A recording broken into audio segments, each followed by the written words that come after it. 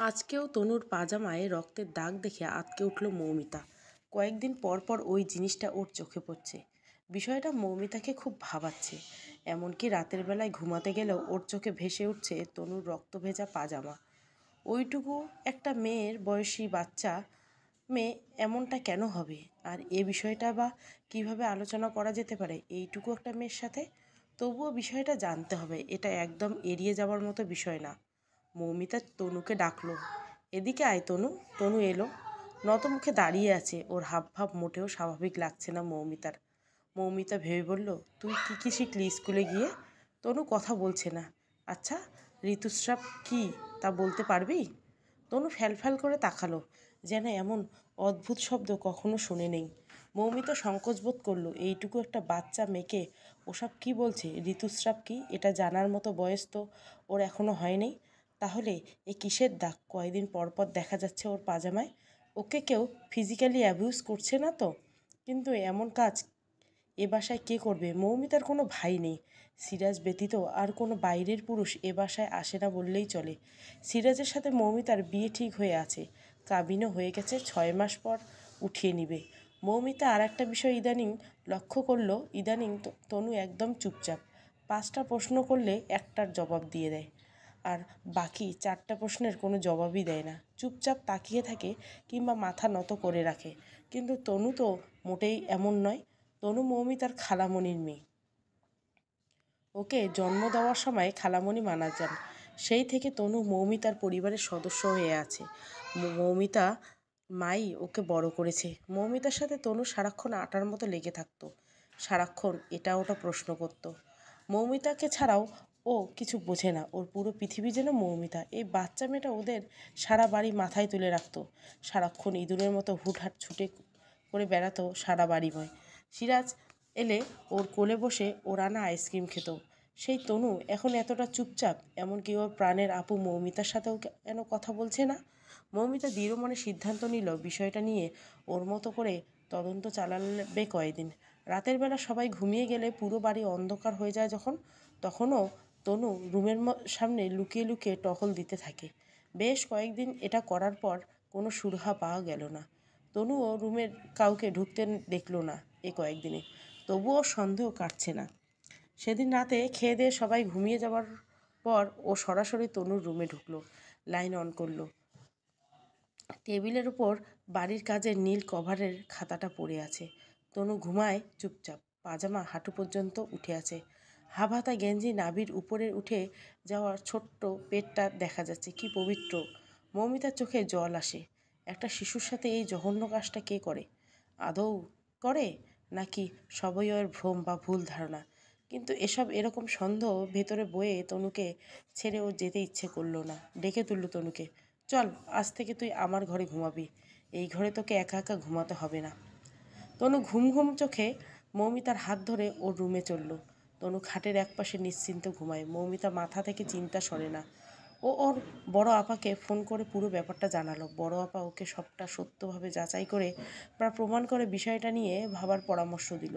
কেবলমাত্র সন্দেহের ভিত্তিতে এটাকে বড় করা যাবে না। সেই থেকে মৌমিতার প্রমাণ আয়ত্ত করার সূত্রগুলি খুঁজতে লাগলো। এই কয়েকদিন পুরো ঘটনা চিহ্ন একে একে মাথাতে গুছিয়ে নিল। এই কয়েকদিনের মধ্যে আমাদের বাসায় 2জন পুরুষ আসছে। মা অসুস্থ থাকায় রাতে রেস্টুরেন্ট থেকে ওয়েটার এসে আমাদের রাতের খাবার দিয়ে গেছিল। আর সিরাজ এসেছিল মোট 7 দিন। কিন্তু ওয়েটার তো দরজার ওপার থেকে খাবার দিয়ে চলে গেছিলো, সে তো ঘরে আসেনি। আর দারোয়ান সুযোগ পেলে চোর চোর বলে ঘরে ঢুকে উপরতলায় আসে। যদিও কখনো চোর আসতে দেখিনি, কিন্তু সে তো কোনো রুমের ভিতরে ঢুকতো না। রুমগুলো একটু উঁকি মেরেই চলে যেত। তাহলে কি সিরাজ?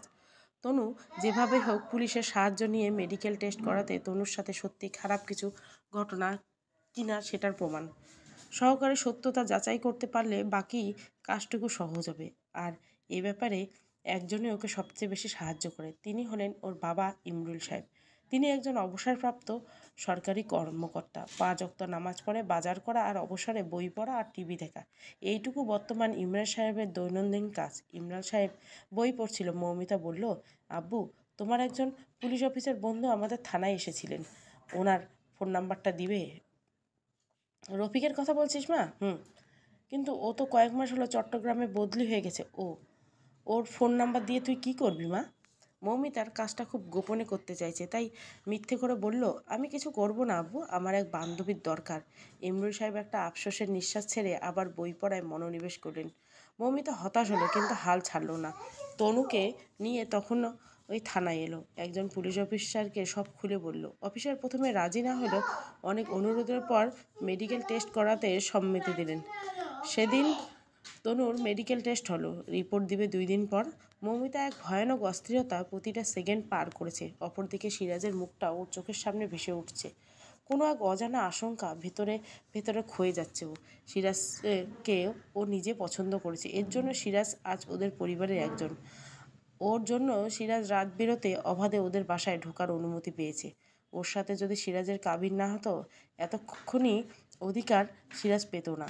সেই সিরাজ যদি ধর্ষক হয়, সেই সিরাজের জন্য যদি একটা শিশু একটা কষ্ট পেয়ে থাকে, তাহলে মৌমিতা কোনোদিন নিজেকে ক্ষমা করতে পারবে না।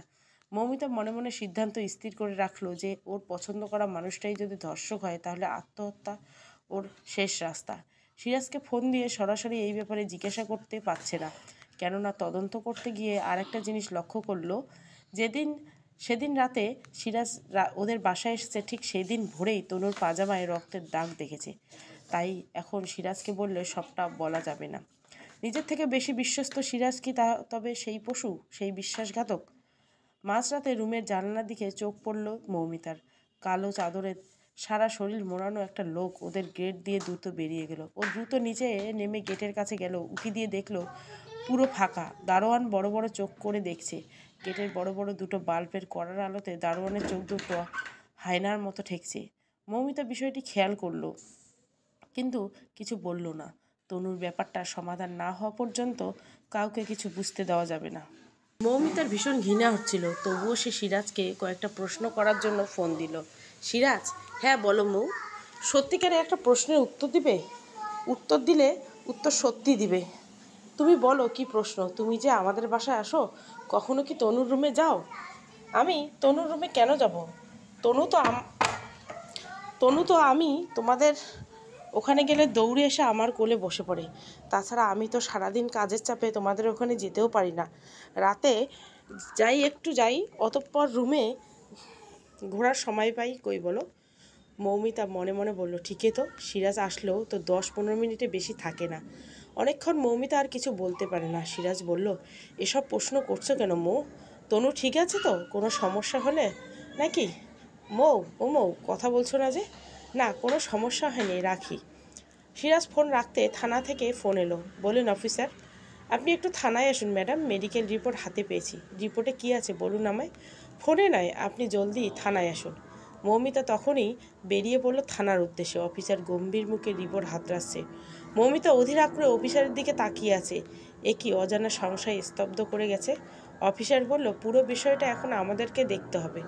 আপনাকে একটা মামলা করতে হবে। তনুর কাছে যে পুরুষের আনাগোনা আছে, সবাই জিজ্ঞাসা করতেই হবে। বাচ্চাকে একটানা কয়েকদিন ধরে রেপ করা হয়েছে। মৌমিতা নিজের কানকে বিশ্বাস করতে পারছে না। ওর সন্দেহ এভাবে সত্যি হোক সেটাও চায়নি। সত্যি যখন হয়েছে, তখন বাকিটাও ওকে করতে হবে। এর শেষ ও দেখতে চায়। পুলিশ তখনই তনুকে প্রশ্ন করলো, তোমার কাছে কে কে এসেছিল? তোমাকে কে কষ্ট দিয়েছে? তুমি কি তাকে চিনতে? তার নাম বলতে পারবে? তনু কিছুতেই জবাব দিল না, ভয়ে চুপসে গেছে। মৌমিতার পায়ের কাছে শক্ত করে চেপে ধরে ওর আঁচলে আড়ালে মুখ লুকাচ্ছে। মৌমিতা পুলিশকে থামিয়ে বলল, প্লিজ অফিসার, আমাকে কয়েকটা সময় দিন। তনু আমার কাছে সব বলবে, আপনার কোনো জিজ্ঞাসাবাদের দরকার পড়বে না। আমি আপনাকে সব ধরনের তথ্য প্রমাণ দিয়ে দেবো। দেখুন, আমি তনুর বিষয়টা লক্ষ্য করে আপনার কাছে ওর মেডিকেল করার অনুরোধ করছি, কারণ আমি চাই অপরাধী শাস্তি পাক। অপরাধী যদি আমার সবচেয়ে কাছের মানুষ হয়, আমি তার ভয়াবহ শাস্তি চাই। আপনি আমার উপর ভরসা রাখতে পারেন। ইতিপূর্বে আমি অনেকভাবে আইনকে সহযোগিতা করেছি, এবারও তার ব্যতিক্রম হবে না। কিন্তু প্লিজ, কোনো কিন্তু নয় অফিসার। আমাদের এলাকার নারী নির্যাতন প্রতিরোধের কমিটি চেনেন নিশ্চয়। আমি এই কমিটির প্রতিষ্ঠাতা। আমি নারী বিষয়ক অনেক মামলাতে আইনকে সহযোগিতা করেছি। আপনি এ থানায় নতুন এসেছেন, তাই হয়তো এসব জানেন না। অফিসার কলম ঘোরাতে ঘোরাতে কী যেন ভেবে বলল, আচ্ছা ঠিক আছে, আপনাকে আমি দায়িত্ব দিলাম, তবে সময় বেশি পাবেন না। 1 সপ্তাহের মধ্যে আপনি কিছু বের করতে না পারলে আমরাই যা করার করব। একটা শিশু বাচ্চাকে রেপ করা হয়েছে, ব্যাপারটা খুব সেনসিটিভ। মৌমিতা মাথা নেড়ে অফিসারকে বিষয়টা সমাধান করার ব্যাপারে আশ্বস্ত করে থানা ত্যাগ করলো। কিন্তু ও আদৌ জানে না ঠিক কোন থেকে শুরু করবে এর সঠিক সমাধান পাওয়া যাবে। তবুও মনে মনে একটা প্ল্যান করলো। রাতের খাবারে কোনো মতোই সেরে তনুকে নিয়ে রুমে এসে দরজা বন্ধ করলো। ও তনুর চোখে তাকালো, দেখলো বাচ্চাটার চোখে ঘুমের রেখাটাও নেই। কিন্তু কি তবে ঘুম আসে না? ও কি বুঝতে পেরেছে কতটা জঘন্য কিছু ঘটে গেছে ওর সাথে? তোর ঘুম পায়নি? তনু মাথা নাড়ালো। তুই না কত সুন্দর ছবি আঁকতি, আমার মুখের একটা ছবি এঁকে দেখাতো। তনু রং পেন্সিল নিয়ে আঁকতে বসে গেল। 20 মিনিট পর মৌমিতা দেখলো হুবহু ওর মুখ মতো একটা মুখ তনু এঁকেছে। ও ভেবে বলল, আচ্ছা এবার তোর ইচ্ছে মতো একটা ছবি এঁকে দেখাতো। তত পর্যন্ত আমি একটা বই পড়ে থাকি। বই পড়তে পড়তে মৌমিতা কেমন বইয়ের জগতে ডুবে গেল। কখন 2 ঘন্টা পার হলো, তনু ওর আঁকা ছবিটা হাতে নিয়ে ঘুরিয়ে বলল, ও সেটা খেয়াল করেনি। বইটা শেষ করে খাটে যেতে ওর চোখে পড়ল তনুর নিজস্ব ইচ্ছা অনুযায়ী আঁকা ছবিটি। একটা ছোট্ট মেয়ে শুয়ে আছে, পা উপরে উঠানো। মেয়েটার তলপেটের উপরে বসে আছে একটা অদ্ভুত প্রাণী, যার মুখটা মানুষের মতো কিন্তু শরীরটা শুয়োরের মতো। ছবিটা কালো করে অন্ধকারে চিত্র দিয়ে আঁকা। এই শুয়োরের মানুষটার মুখটার চেহারাটা বোঝা যাচ্ছে না। মৌমিতা ভরসা পেল, আগামীকাল নিশ্চয়ই এই শুয়োরই শরীরটার মানুষটার মুখ উন্মোচন হবে। পরের দিন মৌমিতা একইভাবে তনুকে ছবি আঁকতে বলল। আগের ছবিটাকে স্পষ্ট করতে বলল, তনু এই ছবিতে তো মানুষটার মুখের চারপাশ অন্ধকারও করে রেখেছিস, একটু আলোতে দে তো, মুখটাকে স্পষ্ট করে আঁকা দেখি। তনু চুপচাপ মুখটাকে স্পষ্ট করে আঁকলো। সেটা দেখে মৌমিতার মাথায় বজ্রপাত হতে থাকলো। আরও পরিষ্কার জানার জন্য তনুকে প্রশ্ন করলো, এই লোকটা কি তোর ঘরে যেত, তোকে কষ্ট দিত? তনু কেঁদে বলল, আপু ও তোমাকে মেরে ফেলবে, আমাকে মেরে ফেলার কথা বলে তোকে ভয় দেখিয়েছে। তনু মাথা নেড়ে বলল, হ্যাঁ, আমাকে সে মারতে পারবে না, তুই সত্যি করে বল এই লোকটাই। তনু হ্যাঁ বললে কান্না শুরু করলো। কাঁদিস না তনু, তোর কোনো ভয় নেই, আমি আছি তো। তোকে ও যদি মেরে ফেলে পারবে না। সত্যি তো? সত্যি। এই লোকটা রাতের বেলা তোর ঘরে যেত না? তোকে জানোয়ারটা অনেক কষ্ট দিয়েছে, বিশ্বাস কর। আজকের পর থেকে আর তোকে কেউ কষ্ট দিতে পারবে না। তনুকে ঘুম পাড়িয়ে মৌমিতা রাতের নিচের ঘরে এলো। মনে মনে প্রতিজ্ঞা করলো, আজকে হয় মারবো না হয় মরবো। একটা নষ্ট হয়ে যাওয়া মোবাইলের চার্জার তার হাতে নিয়ে বাবার রুমে ঢুকলো। বাবা ঘুমাচ্ছে। বাবার বয়স্ক কপালটা খুব কোমল দেখাচ্ছে। শীতের রাত, বাবার পায়ের কাছে লেপ পড়ে আছে শুয়ে। মা দেখে মনে হচ্ছে মায়ের গভীর রকম ঘুমাচ্ছে। বাবার গায়ে সাদা পাঞ্জাবি, সাদা ঘন দাড়ি গলা থেকে বুক অবধি পড়েছে। সেটাকে আলোর রোশনির মতো স্নিগ্ধ দেখাচ্ছে। কিন্তু মৌমিতার একটু মায়া হচ্ছে না। তবুও বাবার গলায় চার্জার তারটা পেঁচিয়ে আবার সরিয়ে নিল। ওর মা অসুস্থ, ও ছাড়া তনুর কেউ নাই। ও যদি খুন করে জেলে যায় তাহলে তনুর জীবনটা ধ্বংস হয়ে যাবে। এক শকুন ওকে ছিঁড়ে খেয়েছে জানার সাথে সাথে সমাজটা আরও 9টা শকুন ওর দিকে তাকাবে, ওকে ছিঁড়বে, তারপর গিলি গিলি খাবে। আর তখন তনুর জায়গায় হবে হয় কবর নয়তো পতিতালয়। ও এখন তনুর কাছে দৌড়ে এলো, তনুকে জাগিয়ে বলল, একটু পরেই ভোর হবে তনু, চল আমরা চলে যাই। এ বাড়িতে আর এক মুহূর্ত নেই। যাবার সময় মা দরজার আড়ালে দাঁড়ালেন, বললেন, তোর বাবার উপর অভিমান করে চলে যাবি? ছি মা, এটাকে তুমি অভিমান বলছো কেন? এটা ঘৃণা, তীব্র ঘৃণা। তোর বাবার সংসারে অনেক কাজ করতে পারেন না, কিন্তু কখনো তো সংসারে প্রয়োজনে টাকা পয়সা খরচা করতে কুণ্ঠা করেননি। সারা জীবন তিনি অলস এবং একটু বেশি কথা বলেন। এই 2টা দোষ ছাড়া কোনো দোষ তো মানুষটার ছিল না রে মা। এই বুড়ো বয়সে এসে একটা ভুল না হয় করেই ফেলেছে, তাই বলে। চুপ করো মা, এই তোমাদের এরকম ভক্তি আর সরলতার সুযোগ নিয়ে এই শয়তানগুলো পৃথিবীতে দিনকে দিন বিষাক্ত করে তুলছে। মৌমিতার স্বর শুনে মা চমকে উঠল। ও যাবার জন্য পা বাড়াতে মা আবার ডেকে বলল, যাবি যখন আমাকেও সাথে নিয়ে চল মা। মৌমিতার প্রচণ্ড ঘৃণা লাগছে। ও জেনে গিয়েছিল তনুকে রেপ নিয়মিত, এটা দারোয়ান জানতো।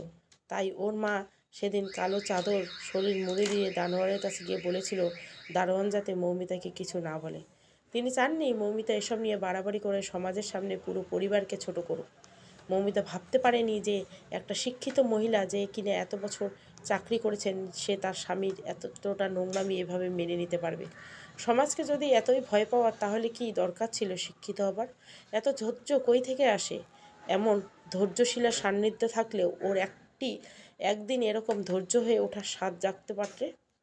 ওর মায়ের এর থেকে এরকম ধৈর্যের শিক্ষা নিতে চাইছে না। এরকম ধৈর্যের শিক্ষা গ্রহণ করলে এ জীবনে বাকি সব শিক্ষা বিফলে যাবে। মৌমিতা চিৎকার করলো, পথ ছাড়ো মা, আমি তোমাদের কারো ছায়াও দেখতে চাই না এই জীবনে। তবে খুব জলদি এ বাড়িতে আসবো, থাকতে আসবো না। ওই জানোয়ারটাকে সর্বোচ্চ শাস্তি দেওয়ার ব্যবস্থা করে পরে আসবো। মৌমিতা তনুর হাতটা ধরে গেট পার হয়ে রাস্তায় নামলো। তখন সকালের আলোয় ফুটতে শুরু করছে। নিশ্চয় এই সকালটা তনুকে দেওয়া একটা সুন্দর পৃথিবীর প্রথম সকাল। গল্পটা ভালো লাগলে অবশ্যই লাইক, শেয়ার এবং সাবস্ক্রাইব করবেন। Thank you for watching.